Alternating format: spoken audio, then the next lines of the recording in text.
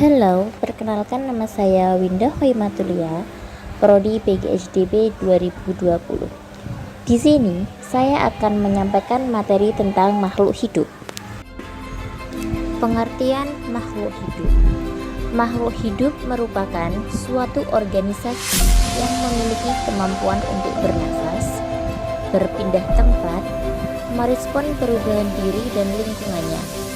Makhluk hidup terbagi menjadi 3 kelompok yang berbeda, yaitu manusia, hewan, dan tumbuhan.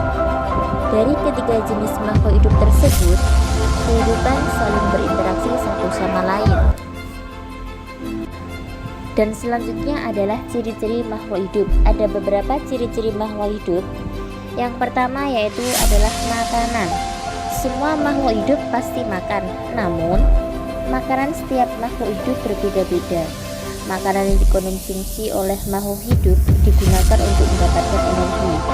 Dan yang kedua adalah metabolisme, yang merupakan keseluruhan reaksi kimia yang berlangsung di dalam makhluk hidup, dan proses metabolisme memerlukan bahan dasar yang disebut substrat. Yang ketiga adalah adaptasi. Adaptasi merupakan penyesuaian diri oleh makhluk hidup terhadap perubahan lingkungan. Hewan memiliki kemampuan beradaptasi yang terlihat dari bagian dari perilakunya. Begitupun juga dengan manusia dan tumbuhan. Dan yang terakhir adalah tumbuh. Yang dimaksud tumbuh adalah bertambah ukuran, baik berat maupun tinggi.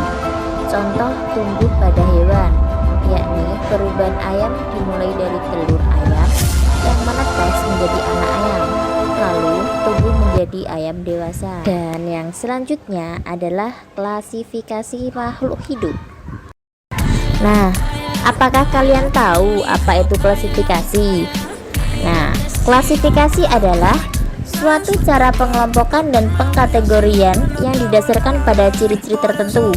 Kemudian, setiap kelompok tumbuhan ataupun hewan tersebut dipasang-pasangkan dengan kelompok tumbuhan atau hewan lainnya yang memiliki persamaan dalam kategori lain.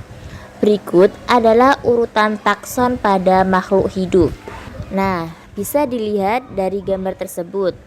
Urutan taksonomi mulai dari kingdom, phylum, class, ordo, family, genus, dan spesies.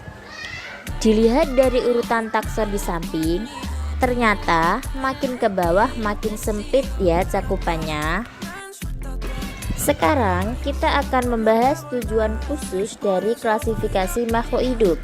Yang pertama adalah mengelompokkan makhluk hidup berdasarkan persamaan dan perbedaan ciri-ciri yang dimilikinya.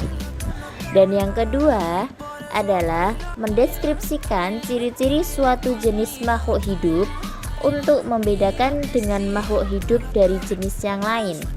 Dan yang ketiga yaitu mengetahui hubungan antar kekerabatan antar makhluk hidup. Dan yang terakhir adalah memberi nama makhluk hidup yang belum diketahui namanya.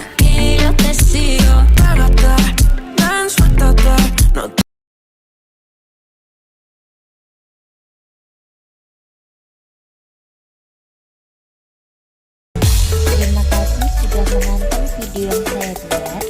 Saya akhiri. Wassalamualaikum warahmatullahi wabarakatuh.